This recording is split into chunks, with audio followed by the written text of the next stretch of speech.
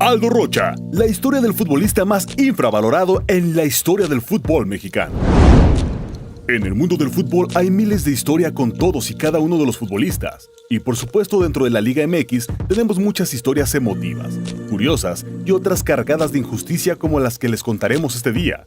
Y nos parece una de las más injustas en los últimos años. La historia de Aldo Rocha, el futbolista más infravalorado del fútbol mexicano en los últimos años.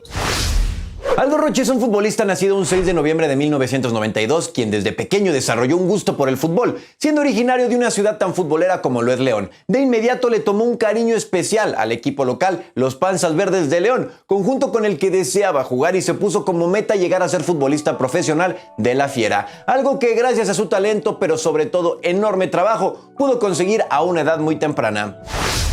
Apenas a los 11 años de edad, Aldo Rocha logró quedarse en la escuela del Club León, en donde sus buenas actuaciones lo fueron catapultando a ir ascendiendo de categoría en el equipo, pasando de la sub-20 directamente al primer equipo, en donde el entrenador Gustavo Matosas vio mucho potencial en el futbolista de 21 años, por lo que pronto lo debutaría en primera división.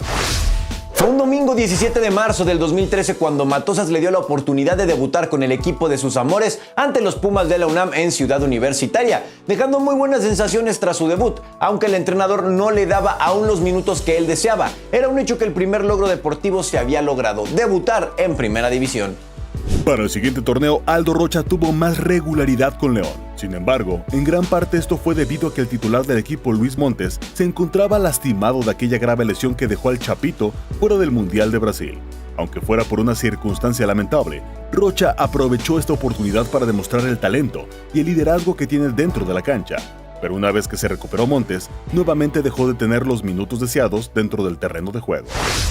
La llegada de un Juan Antonio Pizzi a León le vino bien a Rocha, quien comenzó a tener más regularidad, y un 15 de enero del 2016, en un partido ante el Veracruz, Aldo Rocha anotaría su primer gol en la primera división, pero el jugador seguía siendo visto como la segunda opción por detrás de Luis Montes, así que con el fin de destacar en la Liga MX y después de haber sido 2 veces campeón con la Fiera, haciendo historia con la obtención del segundo título de bicampeonato en la historia de los torneos cortos, Rocha tuvo que salir del equipo de sus amores hacia un nuevo destino. Ningún equipo grande vio en Aldo el potencial suficiente para ir por él, y Aldo terminó en uno de los equipos más modestos de la Liga MX, Monarcas Morelia, equipo en el que por fin gozó la titularidad deseada y en donde rápidamente se convirtió en uno de los mejores futbolistas no solamente del equipo, sino también en el medio campo del fútbol mexicano. El crecimiento de Rocha fue notable, así que no solo se ganó la titularidad con Monarcas, sino que también se convirtió en el capitán del equipo y líder absoluto del vestidor, por lo que no era nada raro que el entonces entrenador de la selección mexicana, Juan Carlos Osorio, volteara a ver al jugador.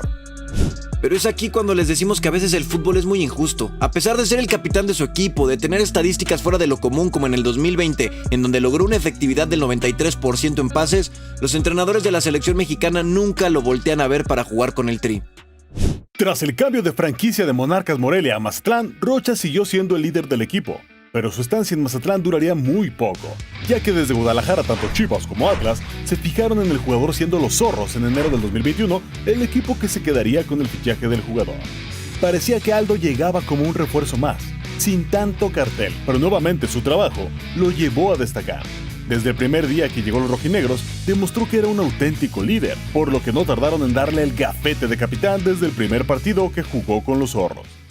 Si bien la afición del Atlas criticó esta decisión ya que no les pareció que un jugador que acababa de llegar fuera su capitán, los mismos futbolistas del plantel salieron en defensa del jugador. Y vaya que tenían razón, Rocha de inmediato se ganó el respeto de la fiel con sus grandes actuaciones con los Zorros.